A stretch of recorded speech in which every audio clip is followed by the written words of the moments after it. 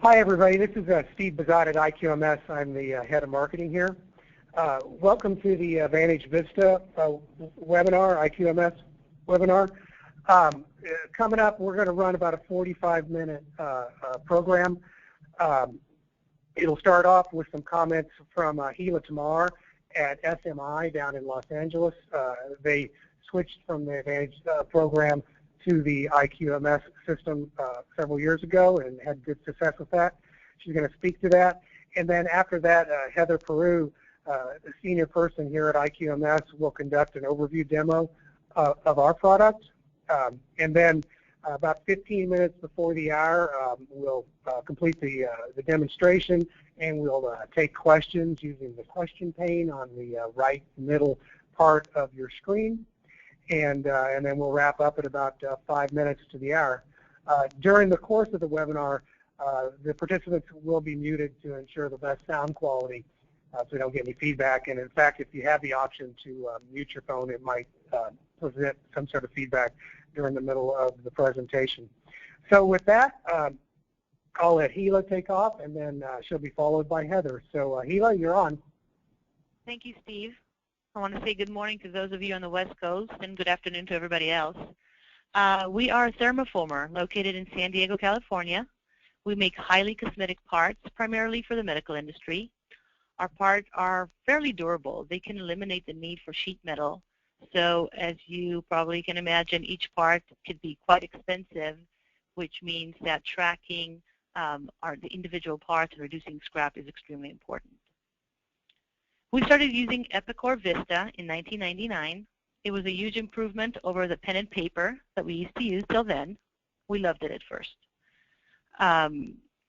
2000 came along, and we kind of outgrew the out-of-the-box Epicor Vista and felt that we needed more customization. So we put our money where our mouth is and signed up for data dictionary training and other customization training. Got some technical contact there, and things were good again for another about 6 months or so. And then our technical contact left Epicor, and all of a sudden, every little customization that you needed, every little bit of support was costing money, and it was adding up. The president of the company got really frustrated. I remember one time she got on the phone with an Epicor support person and said to him, you know what? I feel like a cow that's being milked but not being fed. And that kind of started the deterioration of our relationship with Epicor. The owner, again, small business, she was the owner, she was used to having things her way, felt that we were not being treated fairly, and as of the end of 2000, we stopped paying for support and just kept going along with the Epicor system that we had with all its limitation year after year. And this became kind of a ritual. Beginning of the year, I'd come up to her and say, you know, Jenny, we really need to upgrade. And she would say, yes, yes, I know, but not this year. And then finally she told me, you know what, I'm going to sell the business just not to have to go through an ERP implementation. And sure enough, she did that. She sold the business in 2010, and we got a new manager, a new president of the company, and he informed me in 2011 that we are going to replace our ERP system.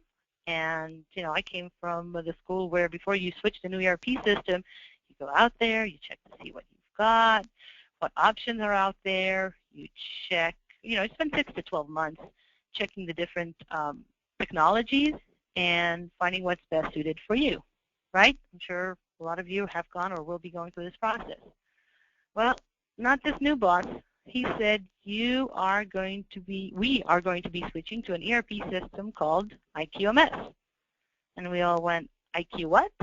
And what do you mean we're just switching to that new system? And he said, well, in my past, I've ran 11 plants. And they had a variety of different ERP systems.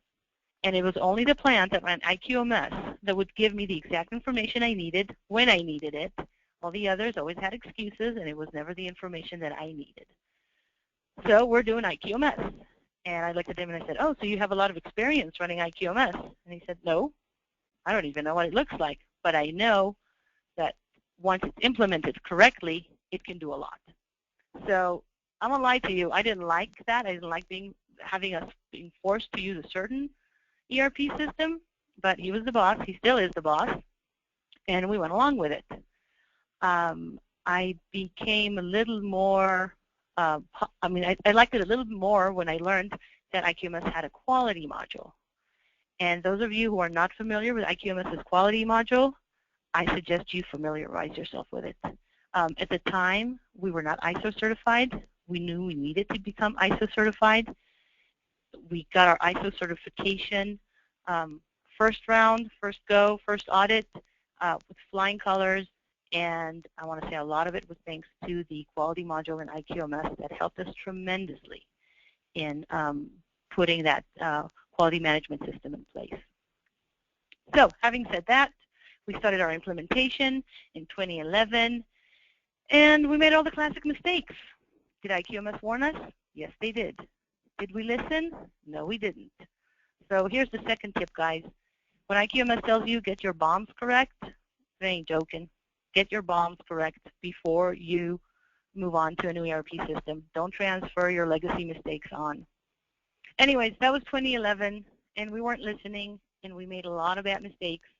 By 2011, things were so bad that we understood that if we got to get our act together, and we started working with the system, with IQMS, rather than fighting it. We started following the IQMS processes, and within a year and a half, these were our gains. Our scrap went down to a third of what it was in 2013. In other words, 66% scrap reduction within a year and a half. Our inventory accuracy went up from 20% to 98%. Our on-time delivery, which our sales team does not allow me to share what it used to be in 2013, today stands at 99 to 100%.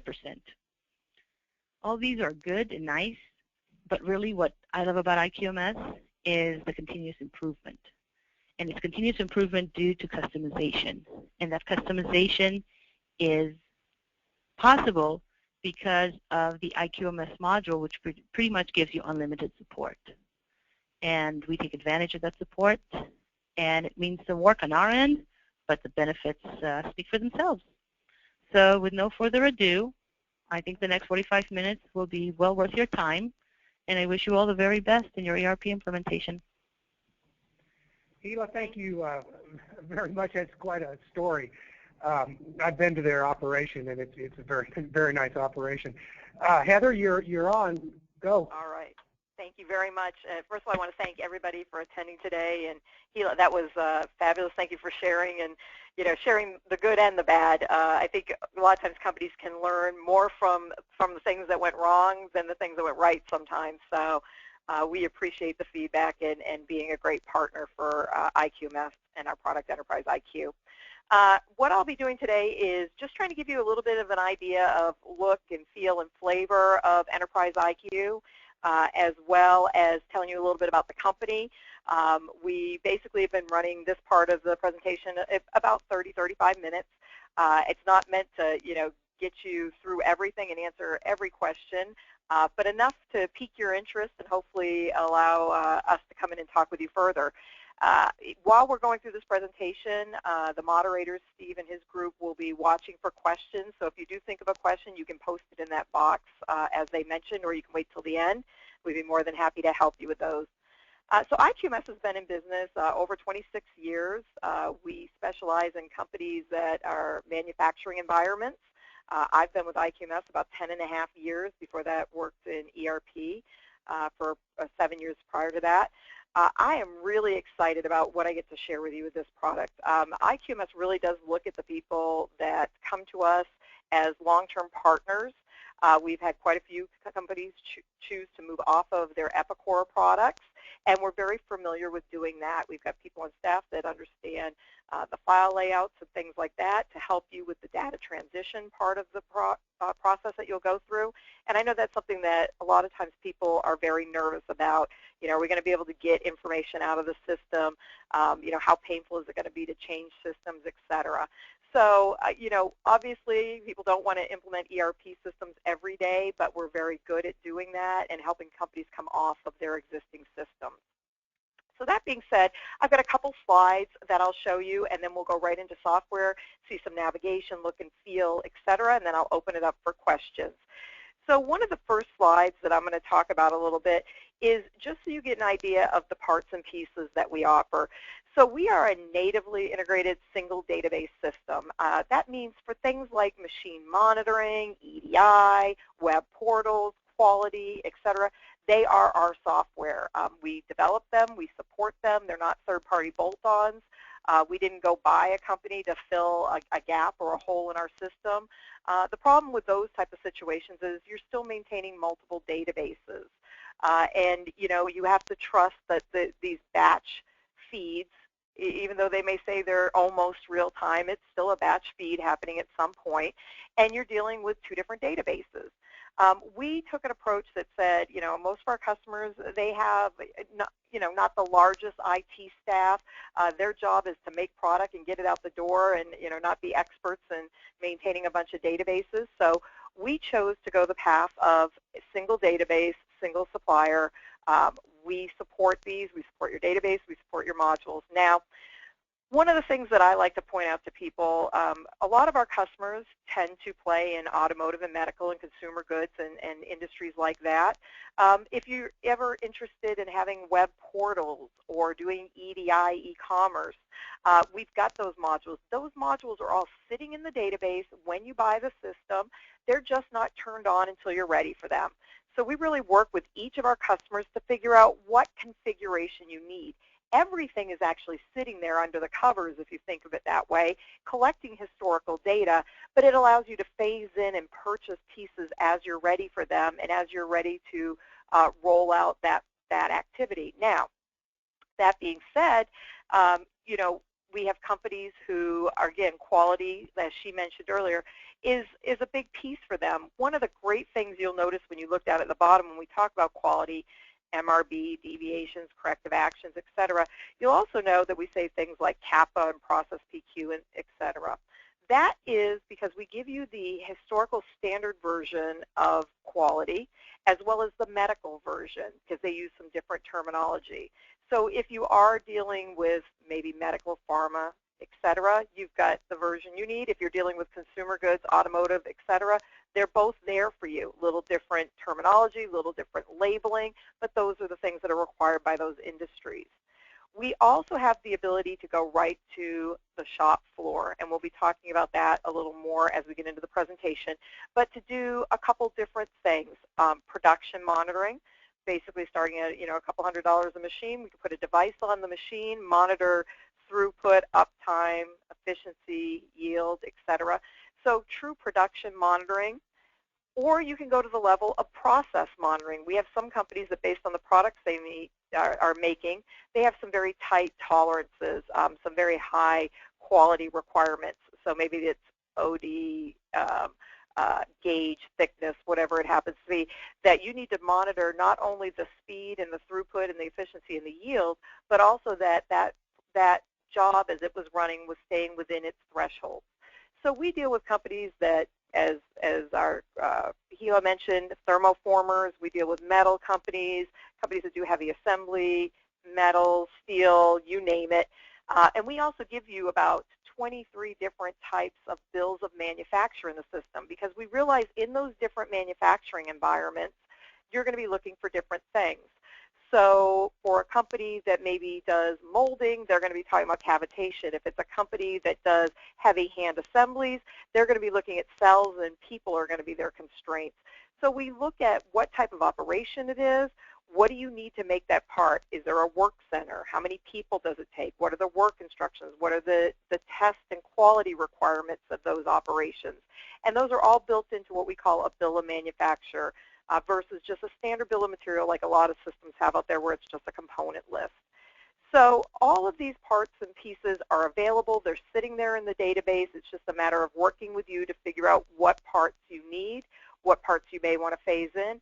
And again, some parts may not be a fit for you. Payroll is a great example. A lot of companies use like an ADP or Paychex or Paycor or somebody like that. So they don't need to use our payroll. Other companies do use our payroll, and we support all the functionality that goes along with that for generating your W-2s, etc. So I, again, won't spend too much time in this slide. Just wanted to give you an idea, because I assume people were reading this while I was talking, of the different parts and pieces that are available as you start using the system. Now, the last slide I'll talk about, just because I'm not sitting in front of each of you guys today, is different ways to access the system. Technology, you know, is big. Obviously, people can't live without their smartphones nowadays. So I have a lot of times companies want to ask, what methods are there for delivering the functionality to my different employees? So the first one I'll talk about in the top left is called Smart Page. This is more of a power user, front office user. They're going to have access to different areas of the software: sales orders, purchase orders, scheduling, bills of manufacture, etc. But they may also want to have their calendar on this interface screen. They may want to monitor different things. And so I've got different examples of different dashboards, if you will, with key performance indicators, BI, business intelligence tools, things like that. So you may be wanting to monitor your overall late order value, month-to-date bookings, and then down below looking at different operations on the floor, your machine utilization, downtime, effectivity, average scrap numbers, etc. This is just a small sampling of what these screens look like. And you'll notice on this screen, this is somebody who's using it. They just kind of live in this screen all day. They've got 4 kind of quadrants set up here.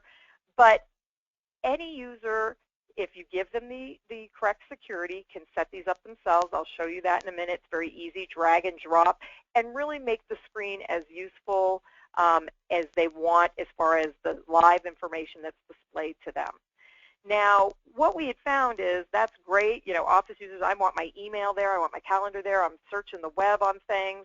When we get to the shop floor, we probably want something a little more simple. Something that's a little more universal. A lot of companies we deal with, English isn't the first language spoken on the floor. They want a lot of colors and big buttons and keep it easy to use. So if we look below that, there's what's called my Windows shop floor user. Windows basically meaning this is our computer screen version. So I have a lot of companies, as they buy new computers in the front office, they'll move their old computers out on the shop floor, and they'll set these up for their employees. This happens to be looking at one work center. So I happen to be over at Work Center 2, which is a Cincinnati 100-ton press, and I can see everything that's going on with that job right now. First of all, the big thing that jumps out at me is the big green band across the top. Color coding. Color coding is pretty universal. Green, go, good, red, bad, you know, and yellow, warning. So when I see these colors, I know what's going on. Green means this job is running within its standard efficiency cycle where I want it to be. It's in its sweet spot. It's running the way we want. If I saw red, red means it's running slower than standard. That could cause a lot of issues. I could be causing jobs that need to run through that operation later to be late because this job's taking longer to run, or we're scrapping too much product. And we could be sending notifications, emails, alerts, etc. to people, letting them know that. Black would mean that it's running faster than standard. And again, depending what the process is, running faster than standard could mean I'm making a lot of bad product quickly, or a lot of product out of spec that, you know, is going to cause issues down the road. So running fast isn't always a good thing. Yellow's in setup. So there again, we use color coding to make it easy for people to understand. You'll also notice a series of big buttons across the bottom. So these are usually at a touch screen, but you can use a mouse and keyboard if you want. There's rejects. It's a trash can with something going in it. Downtime, for example, if a machine goes down and we want them to tell us why that, you know, CNC was down, or why that sonic welding machine was down, or whatever it happens to be. It's a big clock with an arrow pointing down. So again, universal symbols, things that are easy to see. They learn a couple colors. They know exactly what's going on. This real-time screen to the shop floor also happens to be giving me how much has been rejected, how much longer I have to run on the job, and a countdown of parts made and parts left to go. So it's a great interactive screen for them. There's something called the IQ log. It looks like a notebook. They can hit that button. If they needed to make adjustments, or something happened during the production run that they want to share with people, they can do that right in that log. Most companies I go to, they have a notebook out at the work centers, and guys are leaving messages between the shifts to each other. You know, I sped up the machine, or I had to make an adjustment, or whatever. This now becomes time date stamped by that user with this production for people to see. Continuing over to the right are a couple other options for accessing the system. Smartphones. You know, I use mine religiously all the time. I'm looking up prospects. I'm hyperlinking to their address and calling them. I'm putting notes in based on conversations with them. I'm approving workflows. I'll be talking about workflows in a minute, but, you know, purchase order requisitions, things like that. I can do that right from my phone. Below that, wireless WMS, warehouse management system users, scanning. A lot of companies, if they aren't already scanning, one of the things they're looking to accomplish when they do a project like this is to implement barcode scanning. I want to do my shipping, receiving, inventory transfers, production reporting, cycle counting, full physical inventories via scanner. And we give you multiple options of how that can run. Now, if you already are scanning, most often we can use your existing hardware and we just load our application. At the bottom, it looks like a tablet, but it's actually what we call a real-time station. So you can run on a tablet. We also, what makes us very unique is we have an option called a real-time station.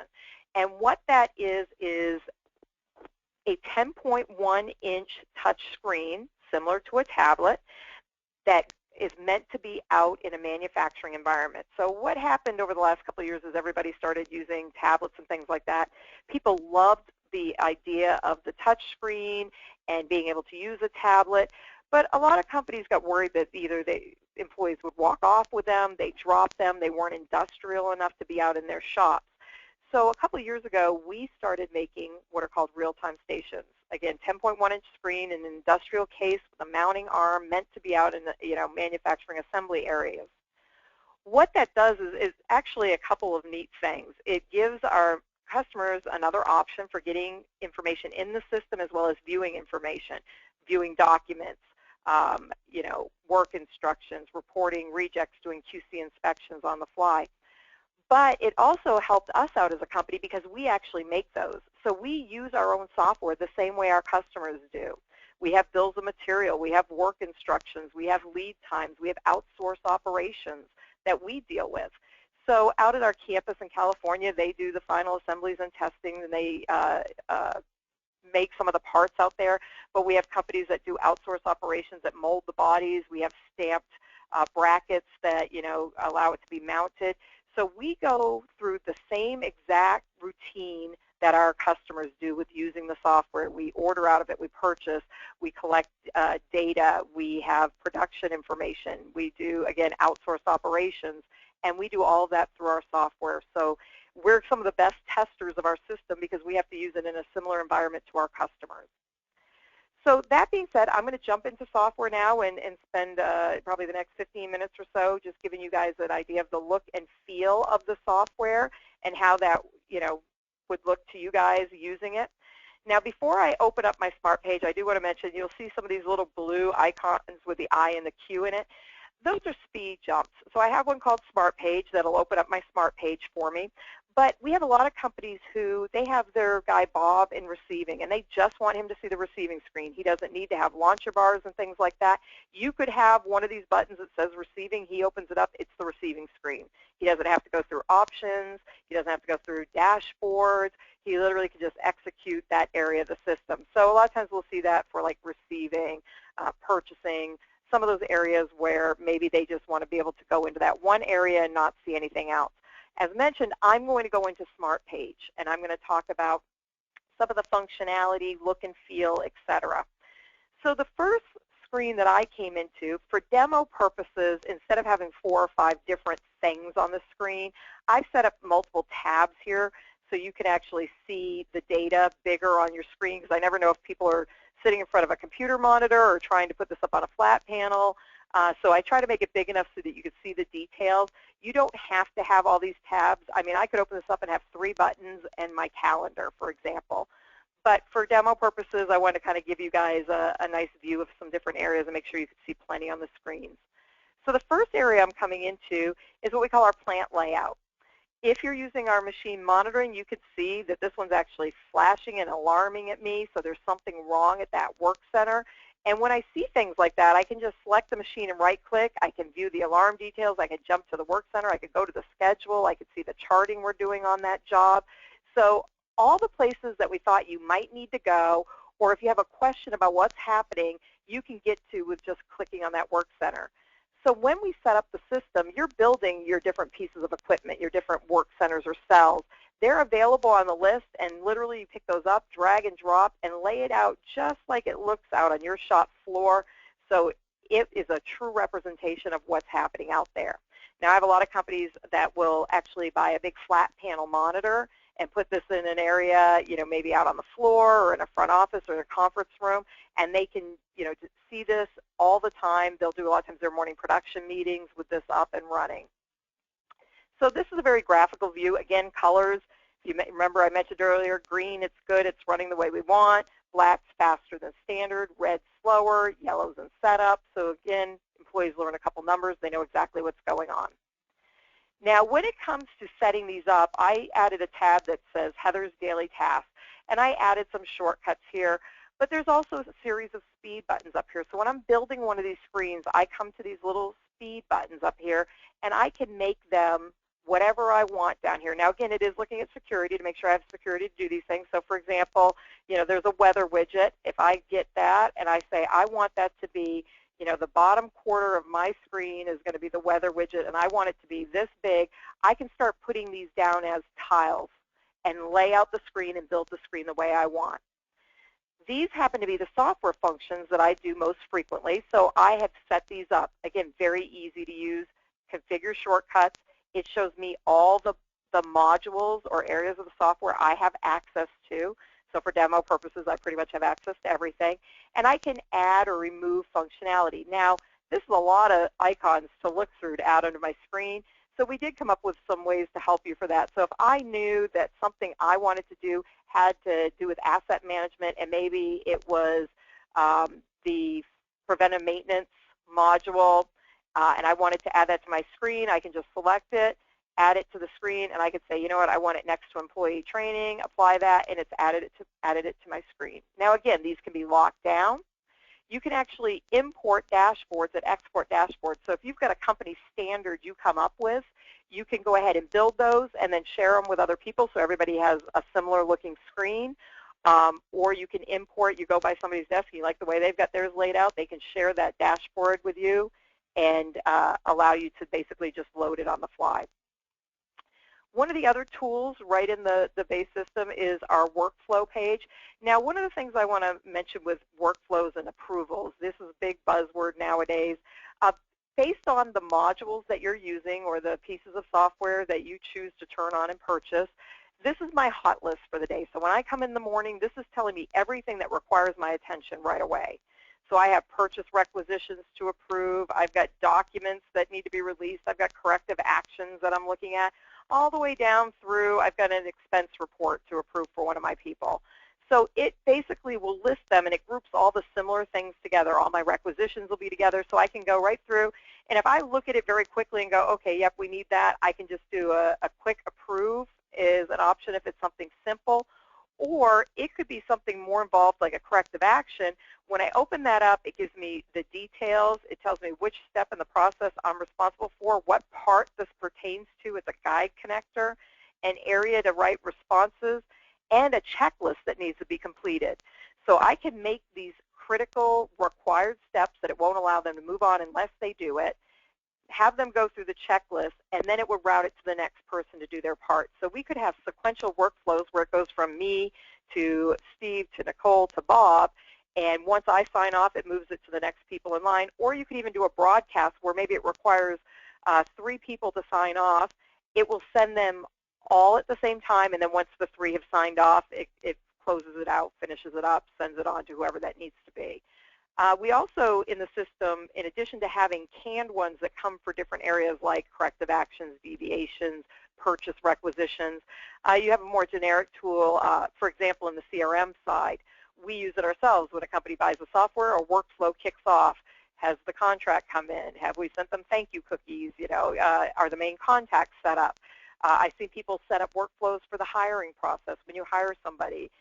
Has their drug testing been done? Did we do a background check? Have they turned in their beneficiaries and dependent information?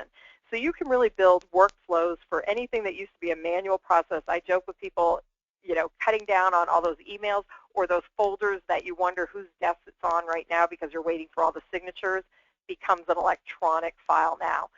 This can also not have to be for just people within your organization.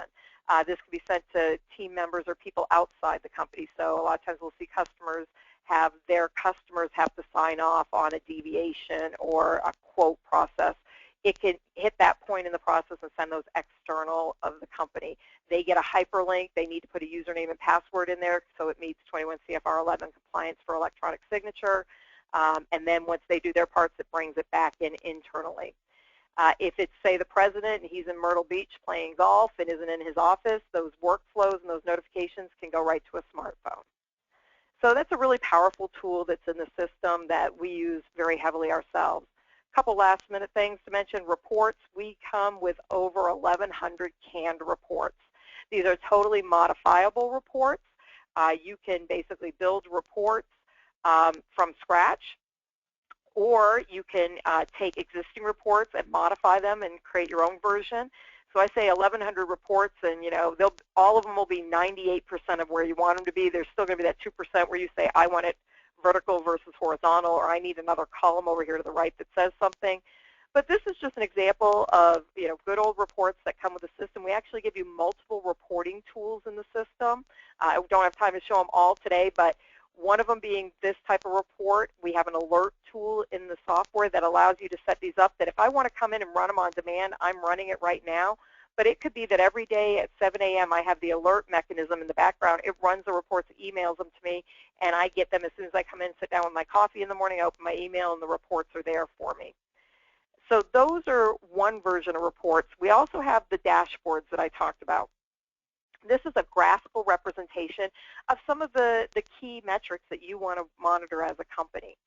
So I happen to have, machine utilization, scrap numbers, unscheduled downtime done as speedometers, and then I've got a funnel graph over here with my downtimes, my top reject codes, line graphs, bar graphs, charts, and then our OEE information in more of a historical report type view. Again, we give you all the tools to be able to create and modify and build these yourself. The great thing with this is it's being fed real time. So you probably just saw those reject codes just updated and moved as we were talking. So this is something that a lot of times the executives will just have a screen of this sitting up. They might have dual monitors. They're doing email on the one side, and they've got these metrics that they're monitoring as a company over on the right. I've also seen a lot of companies going to putting these out for the employees. A lot of the facilities that I visit have a wall where they've got all kinds of key metrics that the company is monitoring, and people are printing these reports, and once a week somebody has to put all the new ones up. They'll get a flat panel and monitor these, and these are happening live, real-time, sharing this information with your employees. So that's a little bit about some of the reporting tools, kind of look and feel, drag and drop, adding things, building your screens. The last thing I want to do is I'm just going to go into, we'll pick a sales order, for example, to take a look at a little bit of functionality in the software, how things work, how you maneuver around, and the ability to easily move from area to area. So I have sales orders here. When I select that, the first thing that it brings up for me is what we call a pick list. This is a list of all my existing sales orders. Now, if I were in bills of material, it would be all my existing bills of manufacture, bills of material. If I was in purchase order, all my existing purchase orders, etc. From here, I can sort and filter on any of these fields. I can do wildcard searches. I could say, just bring back anything that has BMW in it, and it brought back just everything that had BMW in it. I'm getting ready to go into a meeting with my, president, and he said, we're getting ready to negotiate contracts. I want to know how many orders we received from BMW last year. Well, I could have a report and do that, or if I just come into the screen, sorted, looked for just BMW, right-click, I can then export that right into Excel and on the fly generate a list of all the reports, or excuse me, all the orders for BMW. So as each user logs into the system, they may want to see data differently. So maybe I want the order number, then the company name, then the date, then the PO number. You can see it's as easy as drag and drop and lay those screens out the way I want so that I see the data that's most pertinent to me. There's also advanced search capabilities, advanced filters. So I can come in and say, I'm going to look for any customer with BMW in the name, but I also want to look for, you know, the state of South Carolina, or, you know, just purchasing a certain item. So there's all kinds of additional fields that you can choose to do multiple criteria searches and then choose whether they're exact matches, partial matches, strings, etc. So it allows you to really quickly query the system without having to, you know, go write a report or, you know, bother somebody in another department to create a report for you to do that.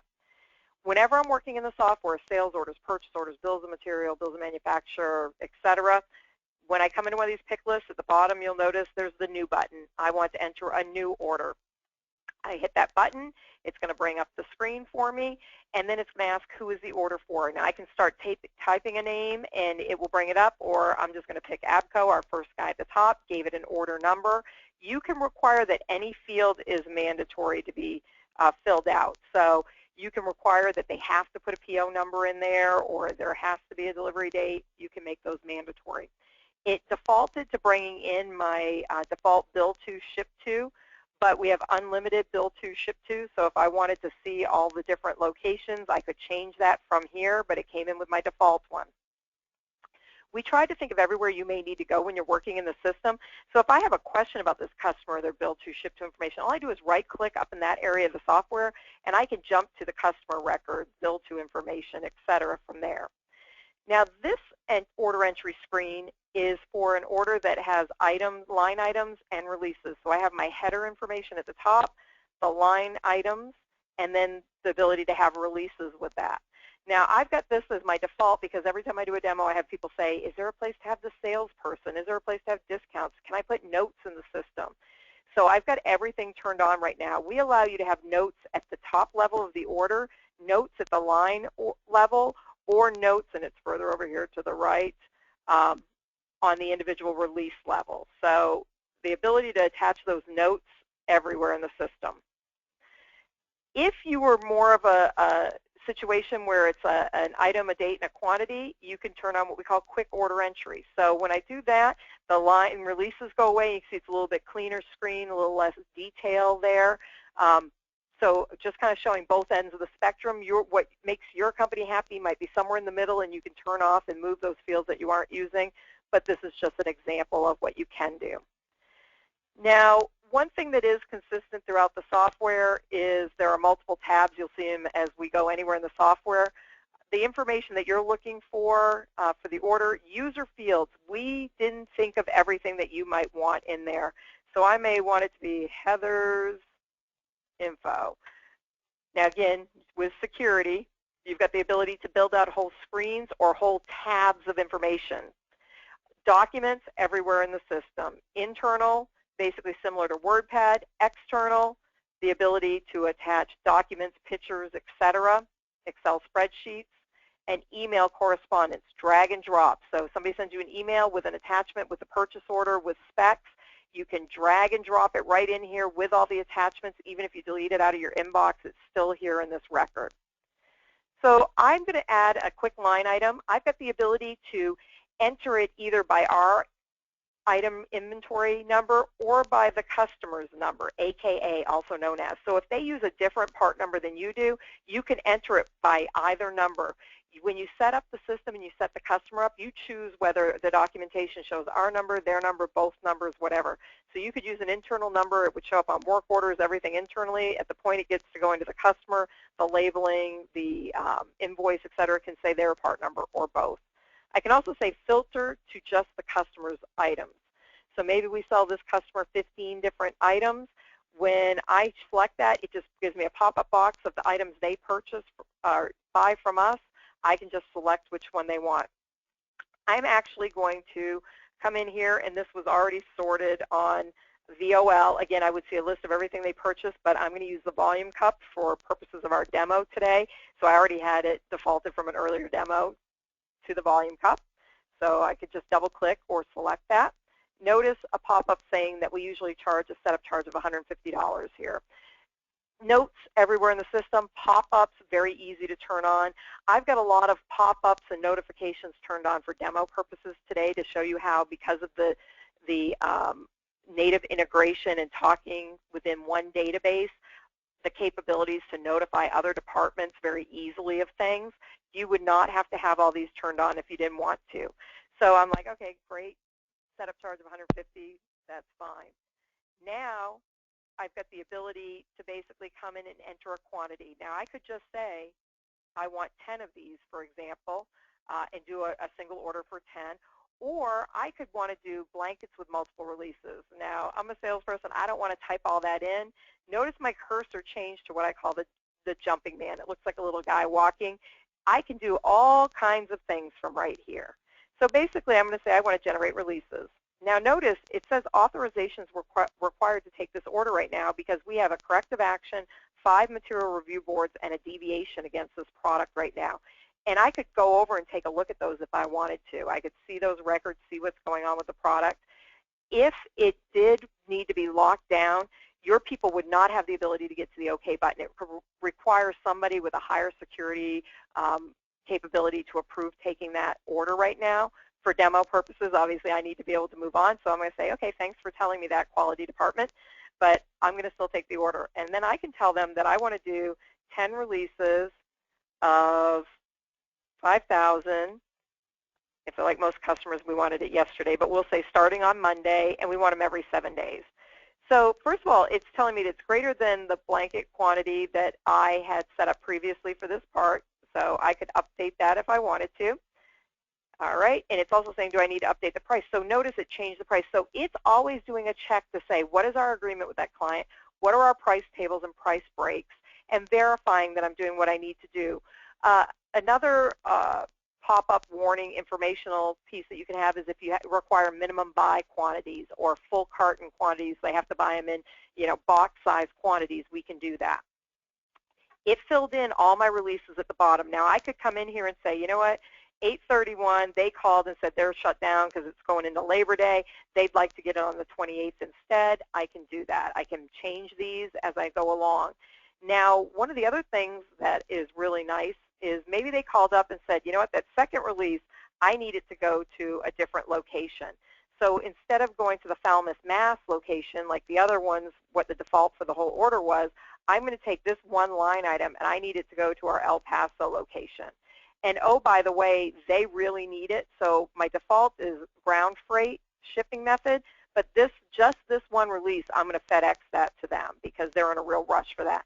So within one order, I can mix and match all the way down to the release level. So this is a new order going in. Again, I can attach documents, specs, emails, etc. I'm going to go back to an old order to show a couple more things. So this is an order that's been out there for many, many years. I've got multiple things they've purchased from me, and as I highlight those, the colors change down below. So as things start happening in the software, we fulfill orders, we ship, we get paid, etc., the colors start changing. So when I look at this, green is shipped, purple not shipped, yellow we did a partial shipment, and then we'll even go to the level of it's on a pick ticket currently, but it hasn't left. We're waiting for inventory verification, so maybe somebody has to do a check before it goes on the truck. And red is maybe we did a partial order, and our customer agreement is if we had to do a partial, we'll expedite the shipping on the remaining open items. So again, colors change very quickly, very easy to know what's going on. I get a call, Mr. Customer, hey Heather, we didn't get that last order. I can basically just right-click, go to shipments. It brings up the shipment information as well as the invoice that we generated for that. Go right into the packing slip. My tracking information would be here. It cross-references with the lot numbers that went in there. I can reprint a certificate of conformance on the fly if I need to.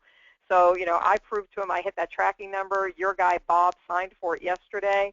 Would you like me to shoot you the invoice? And I could jump right to the invoice, and from here, choose to view it to the screen, send it to a printer, email it to them right from here, put some notes in, or send it to a network fax. So I've never gone back out of the system to do anything.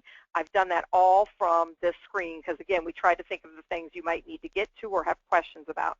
While I'm on the phone with them, they've got a question about another invoice. Hit the little customer status button. I can see they're over 30, 60, 90 credit limits, overdue, any invoices that are out there for them. Again, right-click, jump right to those.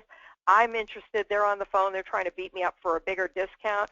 well, I want to see, back in 2013, around this time of the year, what they bought, how much they spent with us to see, what their buying trends look like. And I can see everything they purchased and on the fly see what their buying trends look like and make a decision on what I want to do about discounting, because they tend to buy a lot this time of year or taper off or whatever the case may be. Last thing I'll mention while I'm here, I'm a customer service person. I get a call from them. Hey, Heather, the order that's supposed to ship in a week, can we move that up? Can we pull it in? I can come down and look at the next release that's supposed to happen, right-click, look at the work order information. This happens to be a part where we mold and machine 4 different parts consuming raw materials, metal, plastics, whatever, even some packaging and some components and some packaging that go into that finished assembly. I can see everywhere it's scheduled to run, when it's scheduled to start, when it's scheduled to end. And if it is in production and it's already started running, under each of these operations that it needs to go through, once it starts running, a little bar shows up underneath and it'll show how far through those operations it is. So maybe I'm complete with the components, but it's 50% of the way through the assembly. Then I could say to my customer, you know what, I can't pull them all in, but I could probably get 50% of that order out to you by the end of the week. Would that work for you? And I always have the ability to see, what the details are, what materials went into it. If this order had begun or was getting ready and I didn't have the materials, there would actually be a waving red flag on any of the things I didn't have. So I've got the ability to then expand and say, okay, what am I missing? And oh, by the way, if I didn't have this, what's my lead time? And this has a 14-day lead time for purchasing to get it in. So, and I could see if I have any on hand or not. So just trying to make it very easy to maneuver, work your way through the system, get to things you might have questions about. So that being said, that takes us to about 10 minutes before the hour. My goal was to give you an idea of the look and feel and flavor. We'd love for you to contact us or the sales group. We've got lots of sales guys out there. No pressure, no commitment, but we'd be more than happy to take some of your information, flow it through, and show you quote to cash the full system if you're interested. Thank you very much for your time. Steve? Hey, thanks, Heather. Good job. So we've got about 10 minutes. If you use the question bar, if you have any questions, you can type them in there, and I will read them off, and we will answer them.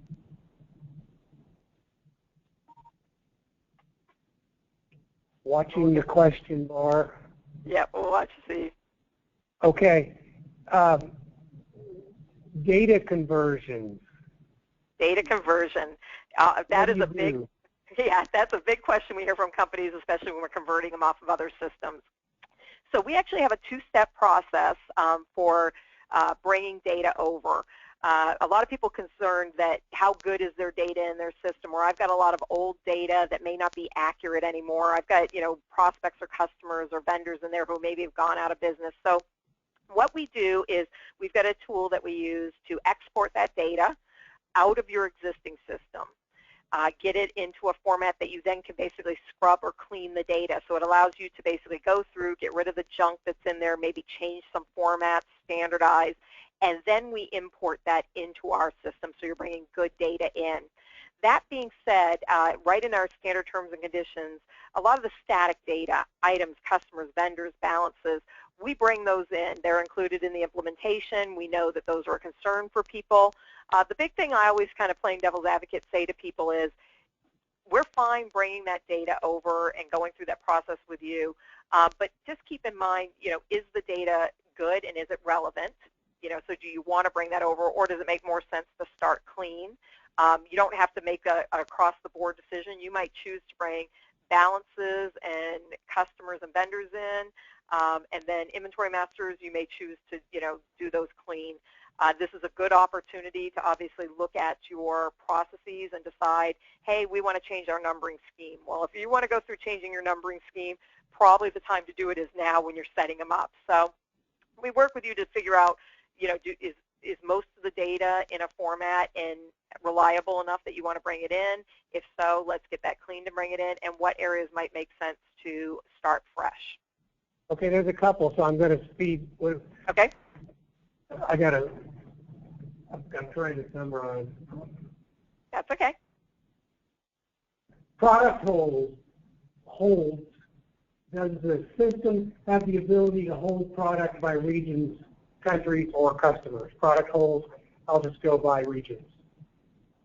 Okay, and so I'm wondering when they say holds, if they mean like a credit hold or if they mean product hold, like a non-conform.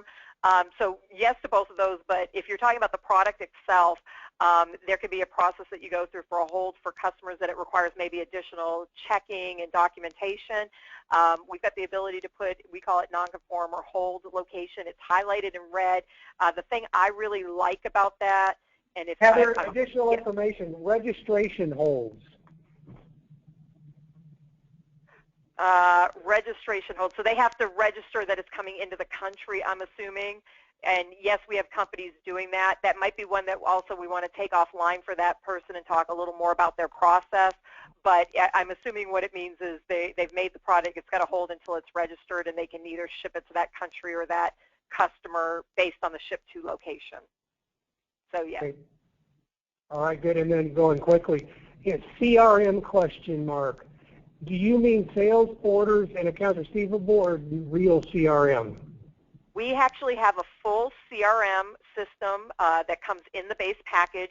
We actually do the same thing for customers, prospects, vendors, suppliers, and what we call partners.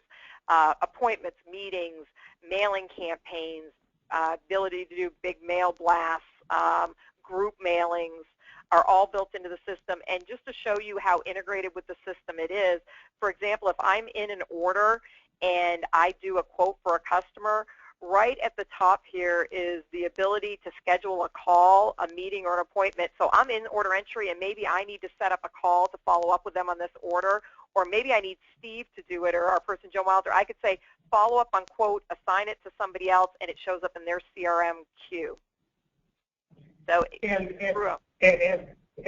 this one, deployment methods, cloud, premise, or hybrid?